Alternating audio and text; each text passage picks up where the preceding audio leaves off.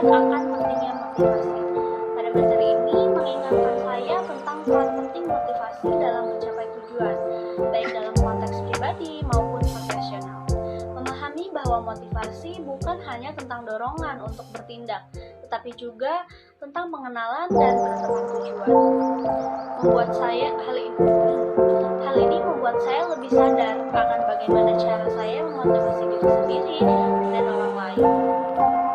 Keinginan untuk mencapai sesuatu perlu dijalin dengan pemahaman mendalam tentang apa yang mau.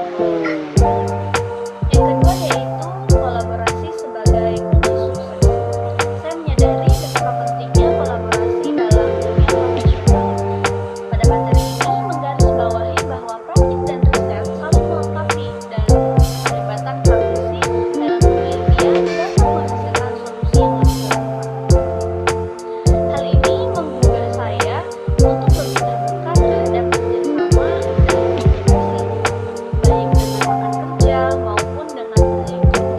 Saya belajar bahwa kolaborasi dapat memperkaya perspektif saya dan meningkatkan hasil yang dicapai. Selanjutnya yaitu menghadapi kelemahan dan tantangan. Pada materi ini juga menghadapi kelemahan dalam riset dan praktik, seperti kesenjangan kombinasi dan perbedaan. Refleksi ini membuat saya memahami tugasnya peran dari dalam profesional memiliki tantangan tersendiri. Melalui pengalaman ini, saya merasa terdorong untuk mengembangkan keterampilan komunikasi yang lebih baik dan menjadi jembatan antara teori dan praktik di lingkungan kerja. Saya termotivasi untuk menciptakan suasana di mana masukan dari semua pihak dihargai.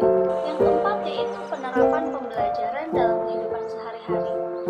Sebagai seorang individu yang aktif di lingkungan akademis dan profesional, saya berkomitmen untuk menerapkan pembelajaran ini dalam kehidupan sehari-hari, mengintegrasikan riset ke dalam praktik,